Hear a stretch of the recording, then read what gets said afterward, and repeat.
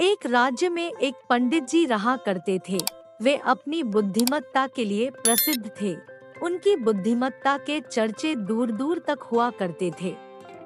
एक दिन उस राज्य के राजा ने पंडित जी को अपने दरबार में आमंत्रित किया। पंडित जी दरबार में पहुँचे। राजा ने उनसे अनेक विषयों पर गहन चर्चा की। चर्चा समाप्त होने पर जब पंडित जी जाने लगे तो राजा ने उनसे कहा, पंडित जी, अगर आप इजाजत दें तो मैं आपसे एक बात पूछना चाहता हूँ। पंडित ने कहा, पूछिए राजन। आप इतने बुद्धिमान हैं पंडित जी, किंतु आपका पुत्र इतना मूर्ख क्यों है? राजा का प्रश्न सुनकर पंडित जी को बुरा लगा। उन्होंने पूछा, आप ऐसा क्यों कह रहे हैं राजन? पंडित जी, आपके पुत्र को ये नहीं पता कि सोने और चांदी में अधिक मूल्यवान क्या है।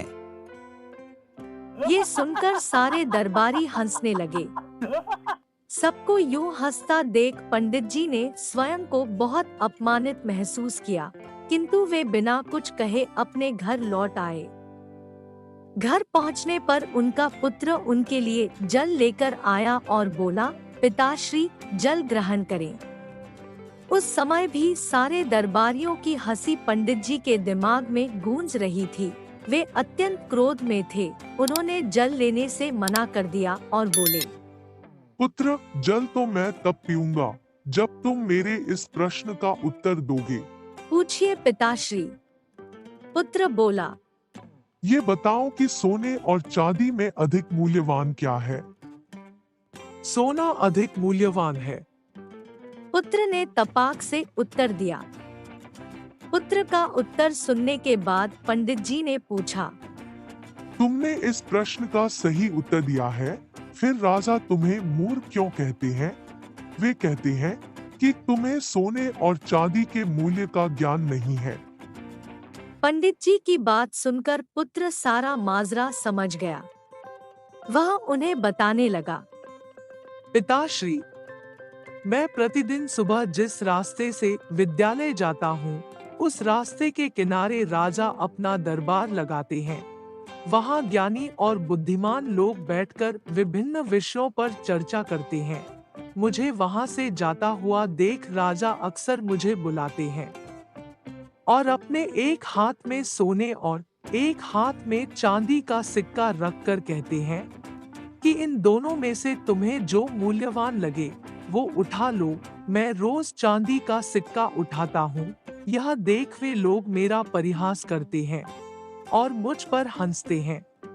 मैं चुपचाप वहाँ से चला जाता हूँ। पूरी बात सुनकर पंडित जी ने कहा, पुत्र, जब तुम्हें ज्ञात है कि सोने और चांदी में से अधिक मूल्यवान सोना है, तो सोने का सिक्का उठाकर ले आया करो। क्यों स्वयं को उनकी दृष्टि में मूर्ख साबित करते हो? तुम्हारे कारण मुझे भी अपमानित होना पड़ता है। पुत्र हंसते हुए बोला, पिताश्री, मेरे साथ अंदर आइए, मैं आपको कारण बताता हूँ। वह पंडित जी को अंदर के कक्ष में ले गया। वहाँ एक कोने पर एक संदूक रखा हुआ था। उसने वह संदूक खोलकर पंडित जी को दिखाया। पंडित जी आश्चर्यचकित रह गए। उस संदूक में चांदी के सिक्के भरे हुए थे। पंडित जी ने पूछा, पुत्र, ये सब कहाँ से आया?